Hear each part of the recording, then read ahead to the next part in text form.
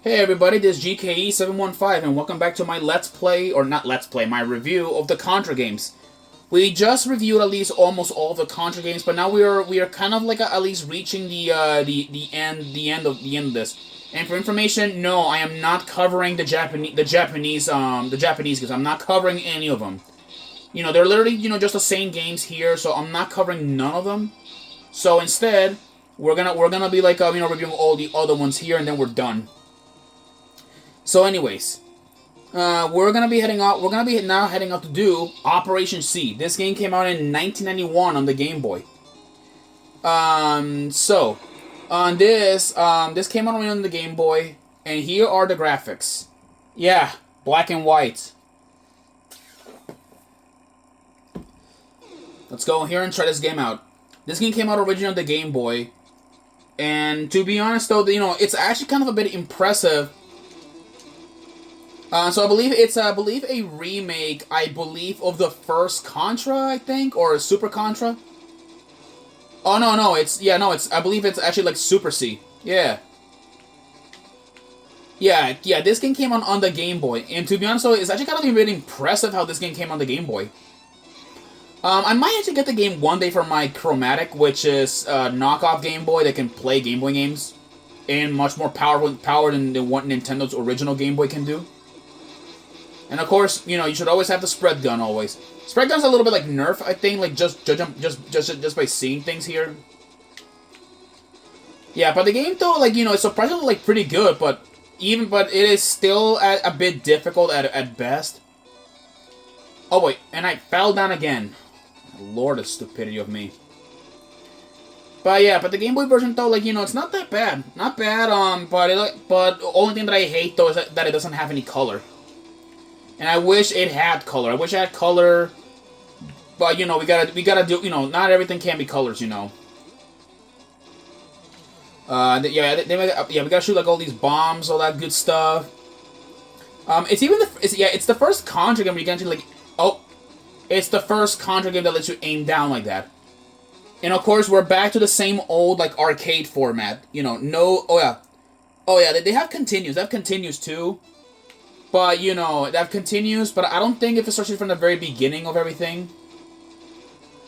Yeah, but this is the original, not the original, this is the Game Boy hardware version of the game. So if you don't have an NES or anything, this might be the one for you.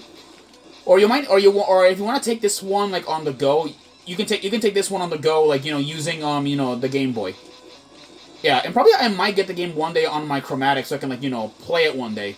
Plus, it will be kind of cool to actually own a pocket version of a pocket version of this thing. But anyway, let's move on to the other Contra games. So now we're moving on to Contra Hardcore. This came out originally in 1994 Sega Genesis. The game takes place 5 years after the Alien Wars. So now we're gonna head out to the hardcore and check this game out.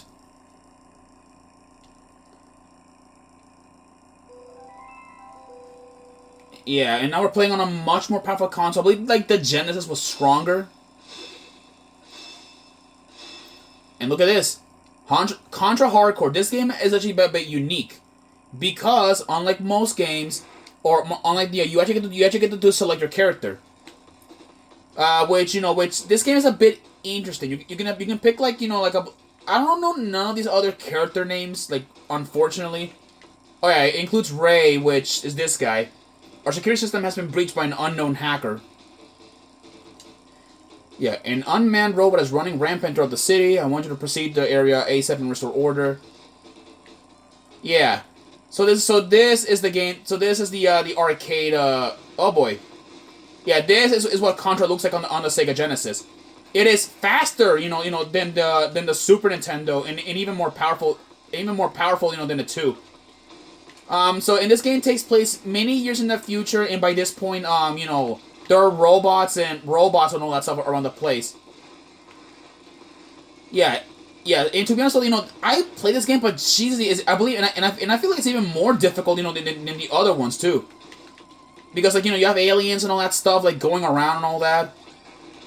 But thankfully though, like, you can still like pick like, like the power ups and all that stuff that can like help you out in, in a pinch. Of course, though, however, it's still difficult as it is.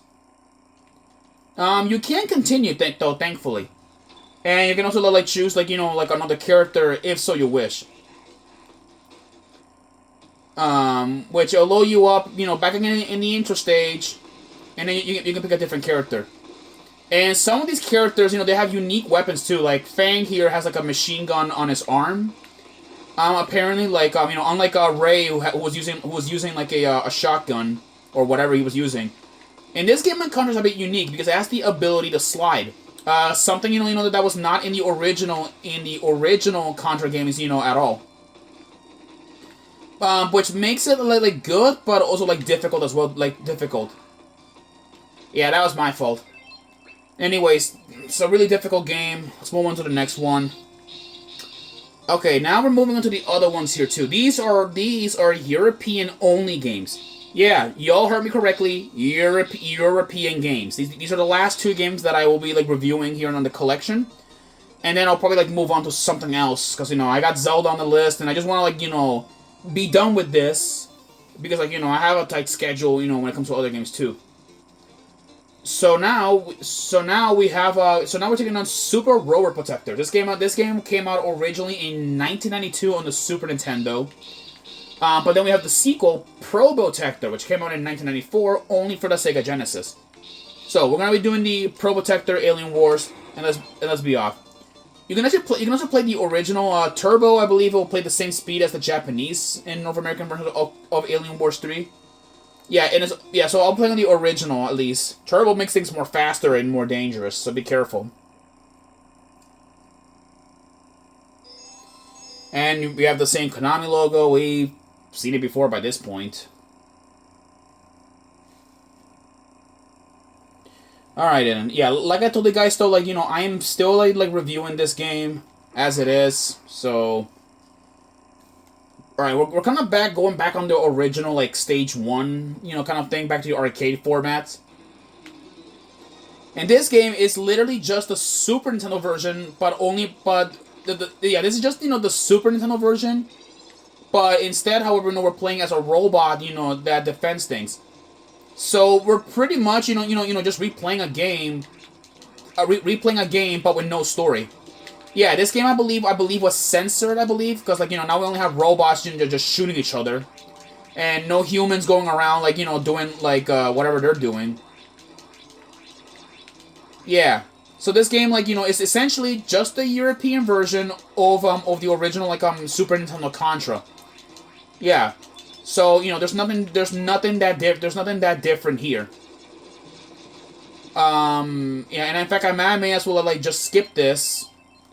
But now let's go ahead to play Probotector, which came out on the Mega Drive. Essentially, I believe these are the same games as the Contra series, except that they were reskinned to play more friendlier in the in Europe, because Europe had a much more tighter thing, like when it comes to games. But what's interesting, they actually still have the they still have like the whole character selection. Yeah, which they're all robots. Most of them they're all robots, which is interesting. So like there's really like no difference. CX4. CX4. I believe his name is like still the same. And actually, though, that they changed the human to the boss into a robot as well. So this game is essentially just a robot shooter game essentially. Yeah, and everything was heavily censored because probably because like Europe just didn't like seeing it really. So really though, like these games are literally just like reskins of the original Contra game, but made for our European brothers, because like they don't have access like they don't have like the same access to this stuff. So like really though, like it's just Contra with a reskin. And I still don't know, and I still do not know why, like, it was reskinned to look like this. So, like, that is just, like, the way how it goes. But anyways, people, like, I guess I may as well, like, show off the last thing about Contra before I actually end this little review special. So, here is the bonus book. The bonus book, this actually explains the story of Contra. I'm not reading, like I told you guys, I'm not reading through the entire thing, but if you guys get this game, I do recommend you read it. Because, like, this game right here pretty much explains the entire thing. So it includes, like, the exclusive material, interviews, and all that stuff. Yeah, so there's, like, so here's, like, the manual and all that stuff. It also even talks about, like, about the power-up systems as well, which you can like look there and see for yourselves. So, like, it is actually, so it is, like, pretty interesting, actually, like, interesting, really. And actually, look at this. So in the Japanese version, was the difference is that it offers basically the same content as the Famicom edition, but a minor difference can be found, such as its presentation. Some examples include the swaying of the leaves in the jungle stage, the snowstorms and the tundra, the opening cutscene and the dialogue scene. So yeah, that's like the big difference. Then there is, like, which I believe if we go, like, to the and then if we go, like, I believe to the European copies, yeah, see, Pro Protector, like, series, like the same story as Contra series, a war between, like, mankind and the alien menace. In other words, aside from switching up Bill and Lance for the Pro Protectors, very little has changed. Yeah, essentially, Bill and Lance were swapped for the Pro Protectors, which were these robots that were, created, like, to defend. And this applies as well, like, this applies as well, like, to the other Pro Protector, the one that came on the Mega Drive, which is the same, but the major difference is that, like, that the characters are replaced by the combat robot Pro Protectors. And in fact, actually, one of them, like, I believe, like remains unchanged, which is the robot Brownie, which is interesting. Then there is, like, the people that made then there's the graphic designer Nobuya Nakazato.